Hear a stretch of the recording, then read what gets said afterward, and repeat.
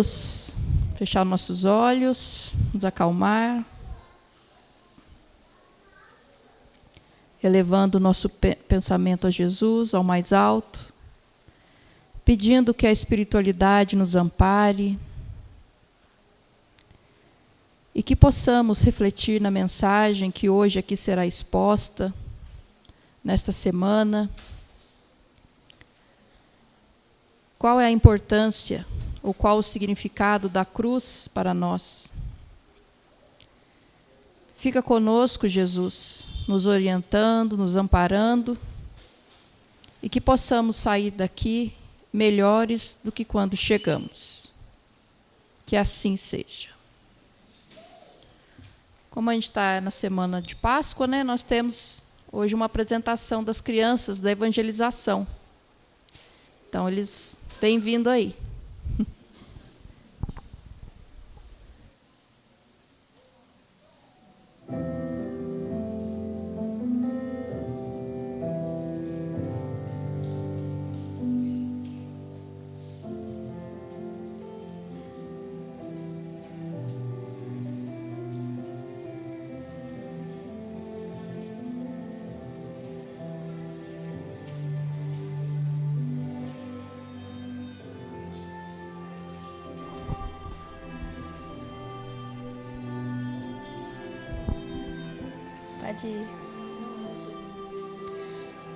Dia 20 é comemorada a Páscoa. A Páscoa propõe uma experiência de Deus, de amar e se sentir amado. A ressurreição de Jesus representa a imortalidade e a sobrevivência do espírito em outra dimensão da vida.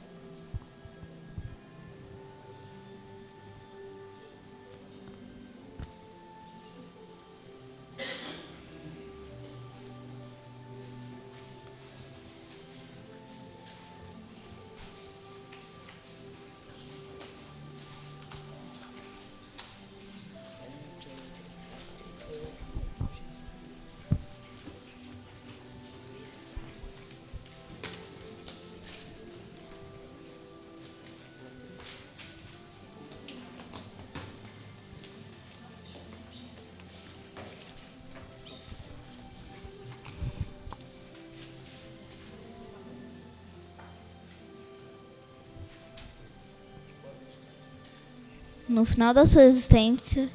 final da sua existência, Jesus reuniu seus apóstolos e disse: Vocês vão me perder. Vou deixar o mundo corpóreo para voltar ao mundo incorpóreo. E vocês vão experimentar uma tremenda tristeza, uma profunda dor, pois vocês criaram uma conexão espiritual comigo. Eu amei vocês da maneira maior que eu poderia amar. Eu vou embora e vocês vão viver a maior experiência de solidão e ascensão espiritual das suas vidas. Mas prometo que do mundo espiritual estarei junto com vocês. Vou ampará-los em todas as suas atividades. Portanto, essa crise da morte é apenas um portal para a imortalidade. E toda vez que vocês se sentirem solitários, toda vez que vocês sentirem falta da minha amizade, do meu amor, da minha dedicação, da minha presença, vocês vão se reunir e vão celebrar a Páscoa em minha memória. Em memória da minha amizade, do meu amor e, sobretudo, da libertação de quem eu sou, de que sou eu o mensageiro. Reúne-se e celebre a Páscoa, para celebrar o amor, para celebrar a minha dedicação e para celebrar a imortalidade da alma, a vida espiritual. A Páscoa significa a vitória da vida sobre a morte, pela certeza da imortalidade. Feliz Páscoa! Feliz Páscoa!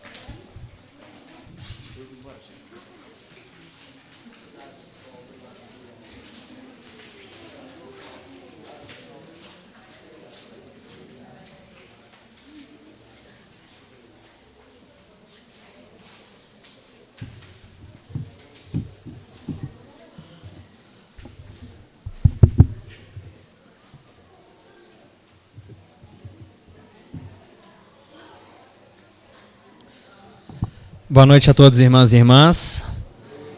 Que a paz do nosso Mestre Jesus possa nos abençoar em mais essa noite de reflexões. Humildemente pedimos desculpa pelo atraso, né, da peça, mas a peça ela já se agradeceu, ela já se desculpou sozinha, né?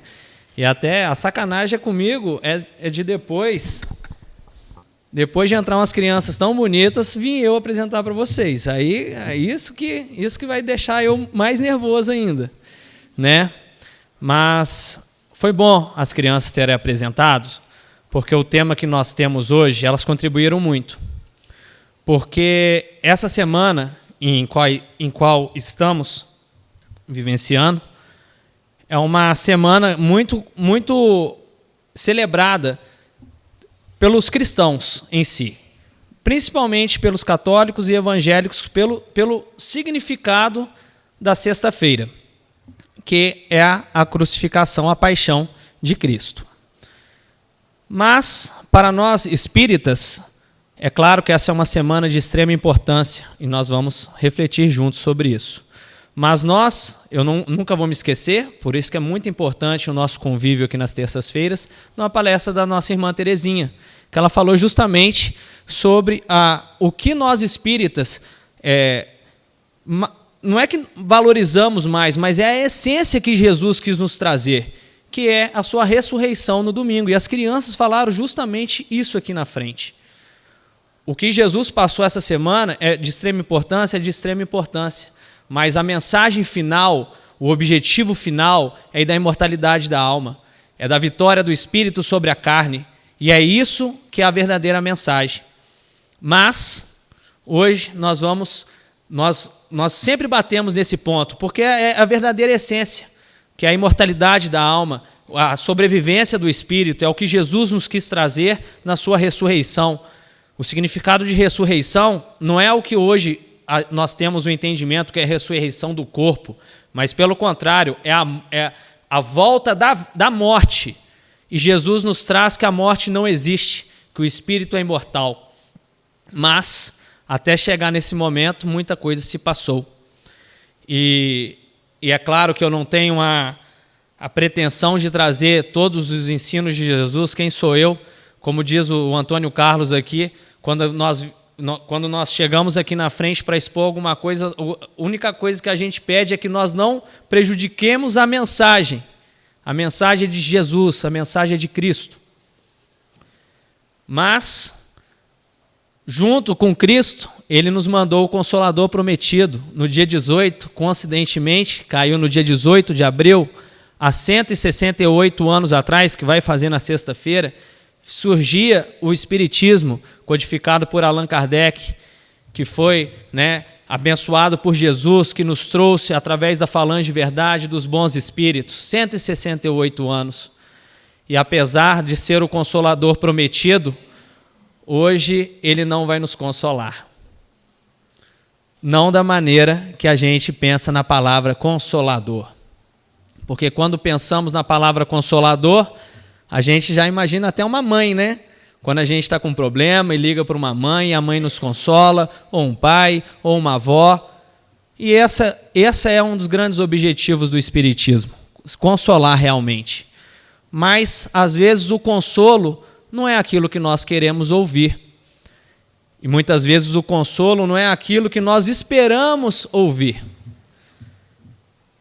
E a gente vai ver que essa Semana Santa, conhecida como Semana Santa, que foi, tem esse sinônimo, essa semana onde Jesus passou a sua última semana, ela se começa no domingo de Ramos, onde é celebrada a entrada triunfal de Jesus na cidade de Jerusalém. Então começamos num domingo, onde Jesus é recebido por uma grande parcela da população que já conhecia o nome de Jesus pela região, onde Jesus operara diversos milagres, já fazia diversas pregações, ele já estava no movimento ativamente 3 anos. A gente fala ativamente porque a vida de Jesus a gente não conhece, mas é claro que ele sempre foi Jesus, ele sempre foi um milagre em si, somente está encarnado aqui conosco, né, no nosso pequeno planeta. Mas, ativamente, ele estava 3 anos pregando o evangelho, vivendo o evangelho. Jesus é o evangelho vivo para todos nós, o nosso modelo e guia. E o seu nome já estava bem falado. Os judeus tinham essa tradição de esperar o Messias, de esperar algum profeta que iria trazer as palavras de Deus. E Jesus já estava com esse renome naquela região. E quando ele entra em Jerusalém para a Páscoa, porque a Páscoa vem da tradição judaica, celebrando a libertação do povo hebreu do jugo egípcio, quando eles eram os escravos, quando Moisés o libertam, a Páscoa era essa comemoração. E grande parte dos judeus retornavam a Jerusalém para o templo para comemorar essa celebração. E Jesus estava ali não para a Páscoa. A Páscoa era um dos motivos que Jesus estava ali. Jesus estava ali para cumprir a vontade de Deus. Pode parecer, poxa, mas todo mundo conhece o final, né? Parece meio triste, poxa, essa é a vontade de Deus, e a gente vai tentar entender um pouco. O próprio Cristo nos fala. Então, quando Jesus entra, apesar das pessoas estarem eufóricas com seus ramos, porque era da tradição homenagear os vitoriosos com os ramos, Jesus não estava tão feliz. Estava sereno, chegando a estar até meio triste. E a população gritava, Hosana, Hosana, chamando Jesus, porque Hosana, o significado hebraico é salve-nos, salve-nos. E olhando a nossa sociedade hoje em dia, não mudou muita coisa. Sempre estamos esperando um Salvador, sempre estamos esperando algo que nos salve. E Jesus talvez não estivesse tão animado, porque já sabia que muitos que estavam ali, o glorificando naquele momento, estariam o apedrejando na própria sexta-feira. Pois assim como nós, que esperamos às vezes um Messias que venha nos salvar das nossas mazelas materiais, da nossa opressão social que muitas das vezes vivemos esperando, aquele povo também esperava. Só que não entendia que o Messias, que o nosso Cristo, ele veio nos salvar, mas nos salvar de nós mesmos. Nos salvar em espírito, nos salvar na nossa edificação. E ele, o príncipe da paz, que desceu dos grandes cumes espirituais, das grandes esferas espirituais, entrou em Jerusalém em cima de um pequeno jumento. Além de comprovar as profecias, porque existia uma profecia que o Messias ia entrar em cima de um pequeno jumento, veio para comprovar a necessidade da humildade. Porque no mundo material onde vivemos, certamente temos as necessidades das conquistas materiais, é óbvio. Tanto que durante essa semana eu falo, né, Jesus é o mestre dos mestres. E o verdadeiro mestre é aquele que, além de falar, ele exemplifica. E se nós olharmos a Semana Santa, nos Evangelhos, a passagem de Jesus, a sua Semana Santa, está presente nos 4 Evangelhos, Mateus, Marcos, Lucas e João. E nós vamos observar como mestre dos mestres, parece que antes da prova, o que os professores costumam dar? O que eles costumam falar? Essa semana vai ser uma revisão para a prova. E é incrível que nessa última semana, se nós pegarmos o evangelho, os 4 evangelistas, a gente vai ver que metade dos evangelhos é da última semana de Cristo. Não que os outros 3 anos vividos de Cristo não tenham sido milagrosos, é claro que foi importante, mas Jesus é tão sábio que naquela semana ele aplica tudo, exatamente tudo o que ele pregou. E durante essa semana, ele começa pregando a humildade. O jumento, além de estar nas profecias, quando vem um rei, quando vem um guerreiro, ele entra num cavalo, um conquistador. Mas o jumento, na cultura judaica, é símbolo da paz. E Jesus é o príncipe da paz, é o rei dos reis, mas o reino dele não é desse mundo. E ele sempre falou isso, ele nunca divulgou fake news, ele nunca falou que veio governar essa terra. Ele nunca veio se impor, até as suas palavras de amor nunca foi de imposição. Imagina uma revolta. Nunca obrigou que ninguém o seguisse, pelo contrário, muitos não o seguiram. O próprio Cristo, muitos não o seguiram. E como estávamos falando da vida material, é também nessa semana, não vamos precisar dias, porque isso pouco importa. Jesus fala no templo, quando estava sendo já os fariseus, a elite religiosa da época, tentando já fazer com que Jesus caísse em alguma determinada armadilha para que ele pudesse ser julgado e sim morto, porque infelizmente a vaidade, o orgulho, esse era o intuito. Eles questionam Jesus. Jesus, é justo que ofertamos os impostos a César? E Jesus, sabiamente, pede uma moeda, porque nem uma moeda ele tinha. Ele pede uma moeda. E ele pergunta, qual é o rosto que está na moeda? E todos respondem, de César. E Jesus responde, dai a César o que é de César. Estamos na vida material? Sim. Todo mundo tem que comer e beber e ter um teto para dormir? Sim. Mas será que não extrapolamos essa necessidade? E é o que Jesus fala. Mas dê a Deus o que é de Deus. E antes, ainda na alegria do Sermão do Monte, tem a sua velha frase, viva para Deus e no mais, tudo mais será acrescentado. Mas já comentamos aqui que muitas das vezes invertemos essa situação. Mas a história é muito longa e não tenhamos pressa. A nossa evolução espiritual não é para ser uma corrida, mas também não percamos tempo. Porque, infelizmente, a gente não quer ter pressa, mas também perdemos muito tempo. Então não tenhamos pressa, porque o próprio Cristo nos aguarda e sabe das nossas imperfeições, mas também não percamos tempo.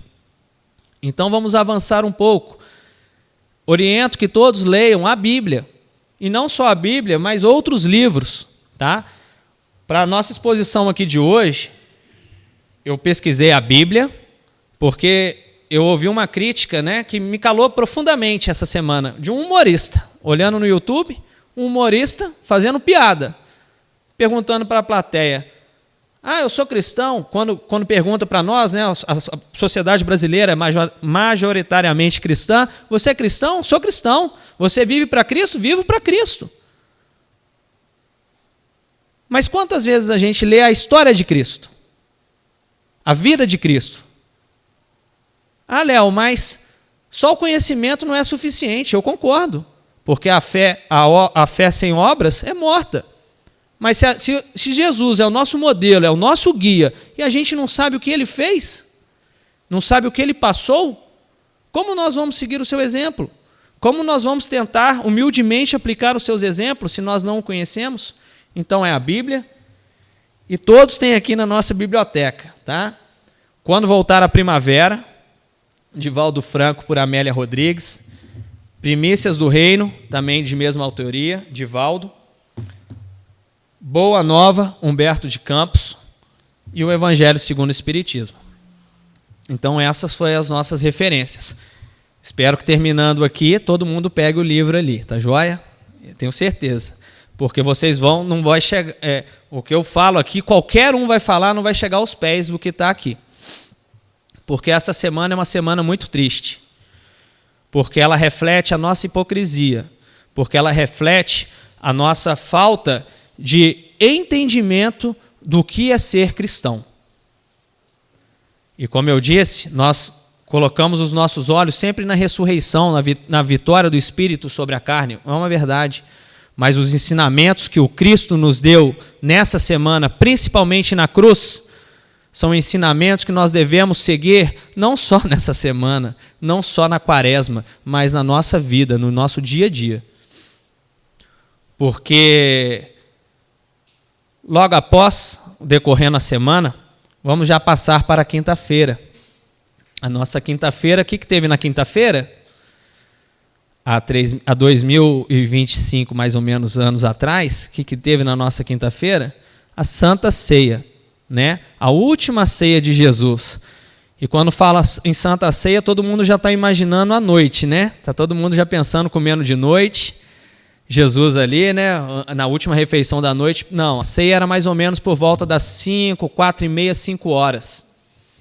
Era uma das últimas refeições que os judeus faziam, principalmente na Páscoa, que eles estavam celebrando a Páscoa. A sexta-feira é o primeiro dia de comemoração da Páscoa para os judeus, onde eles comem o pão ázimo, que é o pão sem fermento, e uma bebida também amarga. Pode ser um vinho muito seco na época, por exemplo. Por isso que tinha pão e vinho naquela ocasião, onde Cristo nos ensina. E como eu disse, Jesus ele fez uma revisão da sua matéria antes da prova, tá, gente? Antes da revisão, tem a prova. E Jesus, nesse dia, ele nos dá diversos ensinamentos. Não é um só não é 2, não é 3. É como tem um livro, Palavras de Vida Eterna. É ensinamento que só não enxerga quem não quer ver e só não ouve quem não quer ouvir, né? Mas Jesus nos fala, um dos primeiros ensinamentos que ele nos dá.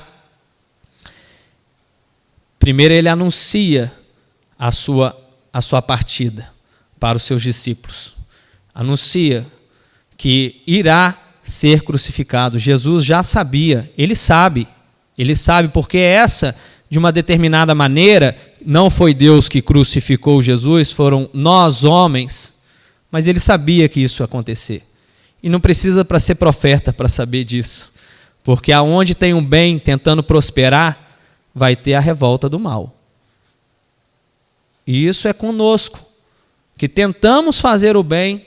Quando tentamos aplicar alguns ensinamentos, a gente já sente algumas influências negativas. Imagina com Cristo, o Cordeiro de Deus, o enviado. Então, tinha uma falange muito grande de espíritos encarnados e desencarnados tentando prejudicar a senda do Cristo. Mas ele estava sereno. Preocupado? Não, mas ninguém quer sofrer. Mas ele segue em fé com seus desígnios de Deus. E na obra Humberto de Campos, Boa Nova, leiam, gente. Eu tinha lido esse livro, um dos primeiros livros, quando eu comecei a me dedicar mais ao Espiritismo. E dessa vez eu li, parecia que eu não tinha lido nada. Foi totalmente diferente. E muito mais reflexivo. Jesus é questionado. Por que, mestre, o senhor tem que ir? Inclusive, Tiago fala, onde está Deus que vai permitir que o seu filho seja crucificado? E Jesus fala, né? A gente até falou ontem no estudo, que Jesus não se ira, né? Ele não era... Só que ele era enérgico. Ele cala-te, Tiago, e confie em Deus. Porque se confiássemos em Deus somente nos momentos bons, isso não seria fé. A fé é em todos os momentos. E Jesus, ele não poderia só falar, ele tinha que praticar. Porque ele sabia que no seu sacrifício, e quando eu falo sacrifício, não quando a gente pensa em sacrifícios religiosos, estou ofertando esse cordeiro para Deus, matando essas pombas, como era da época. Não, sacrifício íntimo. Porque Deus, chega a ser absurdo imaginar quando algumas pessoas falam que Jesus se sacrificou para Deus para nos perdoar. Deus não quer sacrifício nenhum de carne. Jesus se sacrificou por nós, aí sim, aí você pode falar. Mas qual tipo de sacrifício? De carne? Não, de amor, de perdão, de renúncia. E eu disse que o Espiritismo hoje não seria tão consolador, porque ele deixa claro para nós que o verdadeiro cristão sem a cruz, ele não é um cristão. O verdadeiro cristão sem a renúncia e sem um sacrifício, ele é apenas um hipócrita, que fala de Jesus da boca para fora. Mas no momento da ação, infelizmente deixamos muito a desejar. E isso começa na Santa Ceia, com seus discípulos. Não, Jesus, isso não pode acontecer. E Pedro, intrépido, corajoso, eu nunca permitiria, Cristo, que o Senhor morresse. E Jesus fala, Pedro, você não pode me acompanhar. E Pedro fala, eu não tenho um espírito preparado? Jesus fala, ainda não, mas vai chegar a sua hora. E fala a seguinte frase para Pedro: Pedro, você ainda vai entender que os homens são mais frágeis do que maus. E Pedro, nessa mesma noite, iria ter uma revelação de Jesus, que antes que o galo cante, ele iria negá-lo 3 vezes. Aquele que em palavras era o seu discípulo mais fervoroso, aquele que falaria que defenderia Cristo em qualquer situação, inclusive com a própria vida. Mas a ceia continua. Jesus nos dá um ensinamento que os católicos colocaram sobre o símbolo da homilia, da Eucaristia, quando eles comungam, quando Jesus distribui o pão e o vinho, mas deixa claro o símbolo, o entendimento, que o pão é a distribuição do Evangelho. Toda vez que nós, como cristãos, como seus discípulos, repartimos a sua palavra, mas mais do que a palavra, quando aplicamos os seus ensinamentos, nós estamos dividindo o pão. Eu sou o pão da vida, disse Jesus. Nós estamos repartindo Jesus. E o vinho, o sangue, seria o meu espírito, a vontade. Essa vontade de trabalhar para Deus, de sermos servos de Deus, é o pão e o vinho. Mas, para mim, a sua mensagem mais importante da Santa Ceia, porque os discípulos eram como nós, apesar de serem espíritos escolhidos no plano espiritual, de já ter uma certa capacidade espiritual, eles estavam na matéria, eles também sofriam as nossas desilusões materiais. E eles questionavam: nossa, o reino está chegando, é chegado o momento. Quem que vai ser o importante? Quem vai ser o mais rico? Eu vou voltar para Nazaré e vou mostrar para aqueles fariseus lá qual que era a verdadeira verdade. E Jesus, ouvindo tudo aquilo, calmamente, tira a sua parte superior da túnica, coloca uma simples toalha tampando a sua parte inferior do corpo, e com a atitude que os escravos faziam para os seus donos, para os detentores dos servos, senta e lava os pés de todos os seus discípulos. E fala: eu que sou o mestre dos mestres, Senhor, que assim sou, lavo os seus pés. E assim façam uns com os outros, mostrando o verdadeiro valor da humildade. Porque ele falou: eu sou o mestre, mas não vim para ser servido, mas sim para servir, e nos dando o seu exemplo. Devemos ser servidores de Cristo. Mas, após essa pequena... Todos refletem, mas quando voltam na mesa, infelizmente, parece que as inspirações é como a gente está aqui no centro. Quando sai da porta ali, parece que a nossa vela se apaga. A nossa vontade parece que se apaga. E nos perdemos nas pequenas pedras do caminho. Só que vamos seguir com Jesus. Naquela noite, ele sai com Pedro, Tiago e João. E vai orar. E nos dá mais um ensinamento. Ele, que era o Cristo, orava, pedia força. E nós, simples e pequenos, quase não oramos, quase não pedimos a sua proteção, quase não rendemos graças ao Senhor por tudo que temos. E ele foi orar. Vou pular a parte que os apóstolos dormem, porque isso a gente entende bem. A gente dorme o tempo todo, quando em vez de estar na vigília e trabalhando com Jesus, a gente está dormindo. Então essa parte a gente conhece. Mas Jesus, em determinado momento da oração, nos dá um grande ensinamento. Chegando a sangrar sangue, e hoje a ciência fala que isso acontece quando o corpo está muito apreensivo, onde se rompem células sanguíneas que extrapolam no lugar do suor. Jesus era perfeito em espírito, mas ninguém quer sofrer. Jesus também não quer, e ele nos dá esse ensinamento. Porque ele vira para o Pai e fala: Pai, se for possível que eu não beba este cálice, que ele seja afastado de mim. mas que seja feita a sua vontade. Muitos falam que nós espíritas procuramos a dor, que nós gostamos de sofrer. Pelo contrário, ninguém gosta de sofrer. Mas se for da vontade de Deus, se for dos seus desígnios, e estudando a doutrina dos espíritos, nós entendemos que tudo é causa e efeito, que nós passamos o que passamos por duas situações, ou para quitar algo que nós mesmos cometemos, ou para que possamos aprimorar alguma virtude. Mas Jesus era justo, ele era inocente. Mas ele decide e vai confiar em Deus, ele tem a fé, ele nos mostra, ele nos propõe que tenhamos fé, e ele tem que provar sua fé. E ele vai provar sua fé. Naquela mesma noite, ele é entregue por um dos seus discípulos, com um beijo da traição. Parece a nossa vida, né? Quem nos decepciona, o nosso inimigo ou o nosso amigo, o nosso ente mais próximo? Do nosso, digamos, inimigo, vamos falar assim só para ficar mais claro, mas creio que não tenhamos, mas aquela pessoa que a gente não espera muita coisa. A gente, quando vem uma facada de uma pessoa dessa, a gente sabe que isso vai acontecer. Mas nós nos decepcionamos com as pessoas mais próximas. E isso acontece na nossa família. E, pelo beijo da traição, Jesus é entregue aos fariseus. Não que Jesus não seria entregue, ele seria entregue.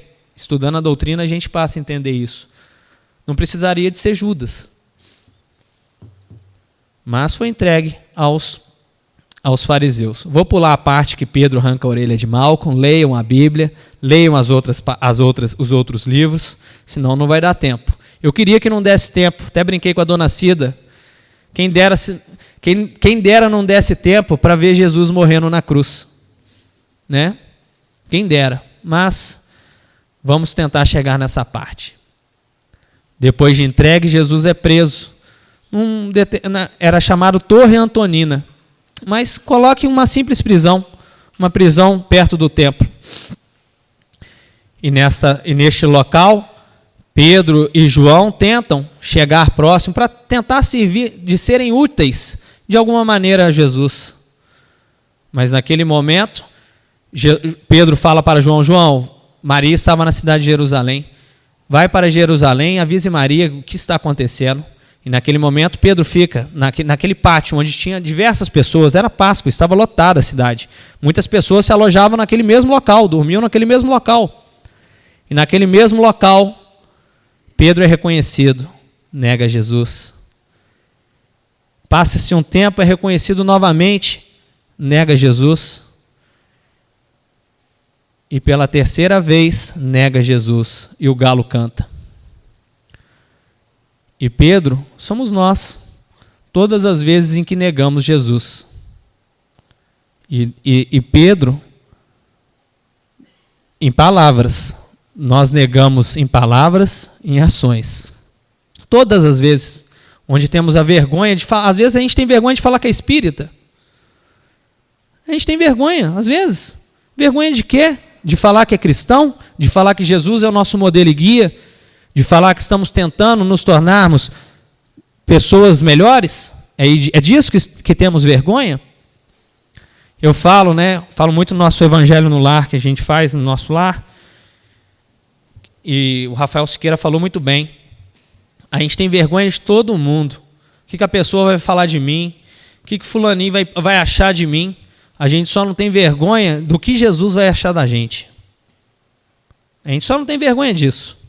E negamos Jesus como Pedro negou. Mas espero que nós possamos ter a mesma atitude que Pedro teve depois de negá-lo, porque reconheceu que aquele era o caminho e que ele era o falho, mas que depois disso se mostrou um trabalhador contundente, fundando a casa do caminho e levando até as últimas consequências. Tanto é que foi crucificado de cabeça para baixo, porque não se achava digno de morrer como Cristo morreu. Mas uma história que é pouco contada, mas está no Atos dos Apóstolos, quando Pedro estava em Roma, Teve um incêndio a Roma e os cristãos estavam sendo perseguidos. Pedro estava saindo, até com boas intenções. Não, eu preciso de estar vivo para poder pregar a palavra de Jesus. Mas quando estava numa das vias que saíam de Roma, quem aparece? Cristo Jesus. Com a cruz. Ele trouxe até a cruz.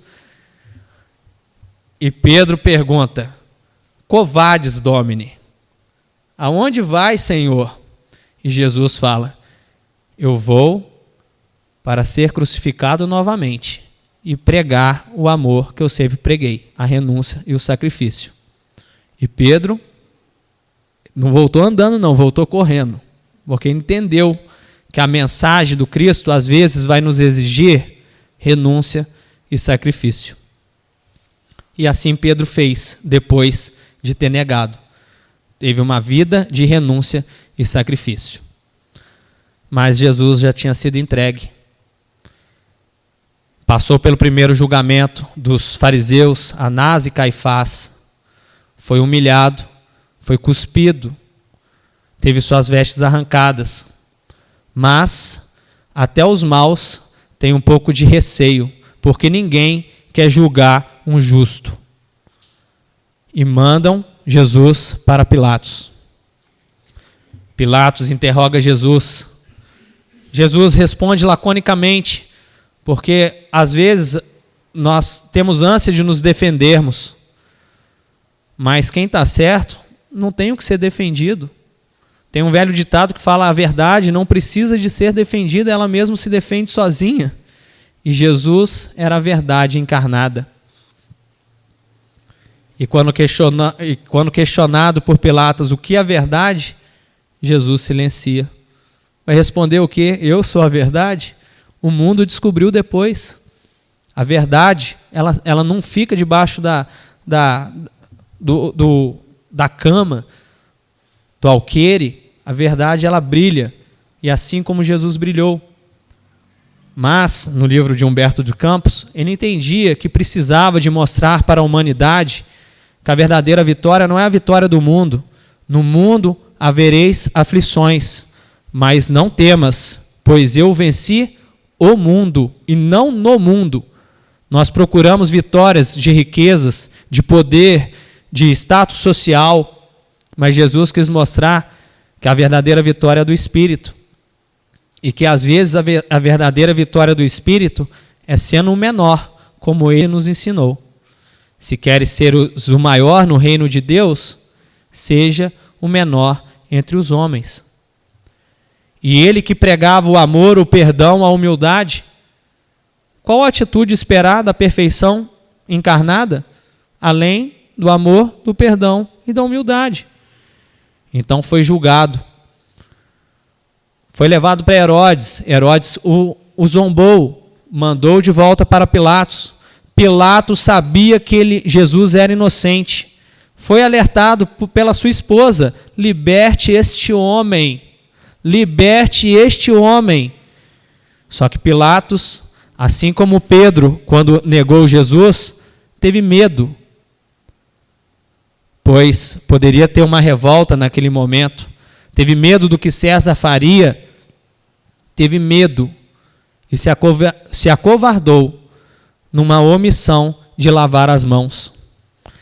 E nós, quando pensamos na passagem de Jesus, nós sempre pensamos nas pessoas de bem, mas nós somos o Pilatos, quando nós lavamos as nossas mãos.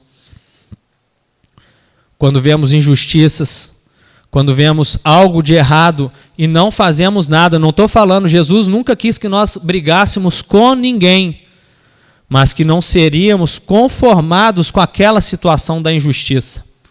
Mas se estiver do nosso alcance fazer algo para que não ocorram injustiças, esse também é o nosso dever no bem. Porque da nossa consciência, ninguém vai tirar aquilo que nós às vezes deixamos de fazer para o bem. E como aconteceu com Pilatos. Mas, no simples fato de lavar as mãos, condenou o nosso Mestre Jesus. Não vou falar que colocou Barrabás do lado e pediu para o povo decidir quem que nos liberte, quem que nós desejamos que fossem libertados, porque éramos nós naquela turba falando, crucifica-o, crucifica-o, porque Barrabás representa as facilidades do mundo, os prazeres do mundo, e Jesus, a transformação íntima, a evolução espiritual, que exige esforço, renúncia e sacrifício. E eu faço uma pergunta para todos nós. Será quem que nós estamos libertando hoje, todos os dias, quando nós preferimos os prazeres da carne do que a edificação espiritual? Então, todas as vezes em que muitas das vezes a gente não segue renúncia e sacrifício porque são tons negativos. Geralmente a gente está renunciando ou sacrificando algo nosso, algo de nosso interesse. Mas vamos trocar essa palavra. A vida é feita de escolhas. Não vamos renunciar, não. Vamos escolher Jesus. Vamos escolher Jesus. Quando for um detrimento da matéria, de uma coisa momentânea, de um cheiro da flor momentâneo diário, do prazer momentâneo, só que na eternidade do Espírito, vamos escolher Jesus. Não precisa de renunciar. Se você não gosta dessa palavra renúncia e sacrifício, tire. Prefira escolher, eu escolho Jesus. Mas ainda escolhemos Barrabás. Ainda escolhemos os prazeres terrenos. Ainda escolhemos o nosso conforto, o nosso egoísmo, o nosso orgulho. Mas, como nós, eles também escolheram Barrabás para ser liberto e decidiram pela crucificação do Cristo. O Cristo já tinha sido chicoteado. Quem viu o filme A Paixão de Cristo? Teve muitas críticas porque foi muito violento. Eu não achei. Eu tenho certeza que aquilo foi pouco. Eu tenho certeza que Jesus sofreu muito mais. E eu não estou falando da carne, estou falando em espírito. Veio, já tinha sido espancado, já tinha sido chicoteado, dilacerado, cravado-lhe uma coroa de espinhos na cabeça. Você não é rei? Tome a sua coroa. Entregam para ele o madeiro infame, a cruz, cerca de 70 quilos, para ser carregada por um homem que veio nos amar, que veio nos ensinar o perdão. Pega a sua cruz, 500 metros, é muito ou pouco? Pouco, né? Mas Jesus nos ensina que para quem está em dor, para quem está em dificuldade, 500 metros é muita coisa. Muita coisa. 70 quilos, isso. A Amélia Rodrigues nos traz nesse livro. Quem que vai pegar? Quem que vai? Espero que pegue. 70 quilos. Chega em determinado momento, metade do caminho, Jesus esgotado, cansado, abatido, ele cai. É dito que ele cai 3 vezes em corpo, mas em espírito caiu muito mais. Olham para a multidão xingando, gritando. Eu vou me emocionar, gente, porque não tem jeito. Apedrejando. É porque esses somos nós. Somos nós. E os soldados, até o soldado fica com pena, olha para o lado, vê um homem, Simão de Cirineia, conhecido hoje como Simão de Cirineu. No momento ele fica estático, parado, mas decide ajudar. Era obrigado, mas passou até boa vontade, pega no ombro de Jesus, Jesus olha nos olhos. E Jesus pensa nos pais daquele homem que estava carregando uma cruz. E ajuda Jesus. Depois da crucificação, Simão de Cirineu procurou os apóstolos e se tornou um cristão. Nos mostrando que a cruz que nós carregamos, Simão também tinha muitos problemas, mas ajudou Jesus naquele momento.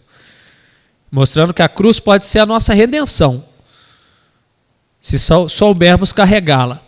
E por incrível que pareça, Jesus, Por incrível que pareça, a cruz, quando Jesus nos ensina no livro Jesus no Lar, e a Giovana trouxe essa mensagem aqui, obrigado, Antônio Carlos, nos trouxe essa mensagem, que quando a nossa cruz está pesada, a melhor maneira de aliviar aquele peso é ajudando a carregar a cruz do próximo. Jesus nos ensina isso. Porque na mensagem que Giovana trouxe, no livro Jesus no Lar, 2 homens estavam no inverno congelando. Encontram uma criança desfalecendo no caminho. O primeiro fala, eu não vou perder tempo com essa criança, e vai embora. O segundo homem fala, eu não posso fazer isso com essa criança. Pega a criança, abraça e leva aos trancos e barrancos. Chega no local, cadê meu amigo? O amigo tinha morrido de frio, mas ele não, pois ele tinha esquentado o seu coração com o coração do seu próximo. Por isso que Emmanuel falava para Chico, tá difícil, né, Chico? Tá difícil? Tá difícil, Emmanuel. Estou cansado. Chico Xavier, não tem problema. Emmanuel falava, não tem problema, Chico. Final de semana, vamos no hospital. Aí, Chico, não é possível, eu estou reclamando que eu estou cansado, não estou aguentando, você está me falando mais trabalho? Sim, mais trabalho. Chegando no hospital, fazem as visitas, termina a visita, Emmanuel fala, continua cansado, Chico? Não, vamos trabalhar. Porque a nossa cruz, ela pode ser pesada para nós, mas nós merecemos esse peso. Mas ao nosso lado, tem próximo com cruzes muito mais pesadas. E seguem o ensinamento do Cristo, sem reclamar, resignados, porque esse é um dos grandes ensinamentos do Cristo. Nenhum momento ele reclamou, nenhum momento ele questionou a vontade de Deus passado pelos homens, né? Que foram os homens que crucificaram Jesus. Não questionou, ele cumpriu o seu dever, porque sabia que o amor maior iria atrair seguidores, porque só o amor cobre a multidão de pecados. E Jesus, na cruz, pregado, sangrando, cansado, no meio de ladrões. Os discípulos que estavam escondidos, camuflados, um deles era Tiago, olha para aquela cena e lembra de tudo que viveu com Jesus. Até certo momento, o ladrão da direita, porque o ladrão da esquerda, só criticando Jesus, como vários outros. O ladrão da direita vira para Jesus e fala, Jesus, lembre-se de mim quando entrares no seu reino. E mentalmente Jesus encontra Tiago maior, na multidão, escondido, e leva mentalmente as palavras para Tiago. Tiago, entre todos os doutores da lei, um ladrão recebeu a minha mensagem. Muitas vezes julgamos a nossa sociedade. Sim, ainda temos muito mal a ser corrigido. Mas a palavra de Jesus, ela é para todos. E pode fazer a diferença para todos. Mas o suplício continua. Jesus olha a multidão, todos os seus discípulos escondidos ou nem presentes, todos aqueles que realizou curas, ninguém teve coragem de falar, Jesus é inocente. Jesus abandonado, largado. Quando ele olha a multidão dos fariseus que o decretaram a sua morte, do povo que querendo ou não, pediu a sua crucificação, da turba de espíritos desencarnados comemorando, porque foi uma obsessão coletiva aquele momento, Jesus eleva os olhos ao céu e fala, Pai, perdoe-os, porque não sabem o que fazem. E nós ainda não sabemos, pois ainda o crucificamos no nosso dia a dia. Em vez de ele estar ao nosso lado, em vez de estarmos trabalhando com ele, seguindo as suas palavras e determinações, nós deixamos ele na cruz e apenas o louvamos. Mas que possamos ter a sabedoria e a coragem de renunciar.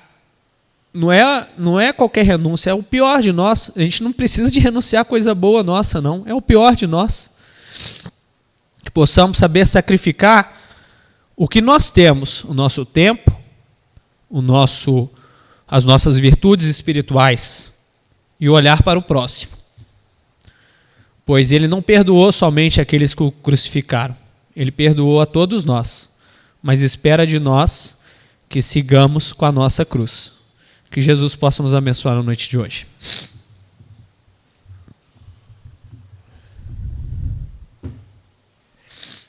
Amado Deus, Mestre Jesus, o Senhor que passou por tantas coisas para nos demonstrar o verdadeiro valor do amor, do perdão, da fraternidade. Que possamos entendê-lo, compreendê-lo, mas mais importante, segui-lo com as nossas cruzes.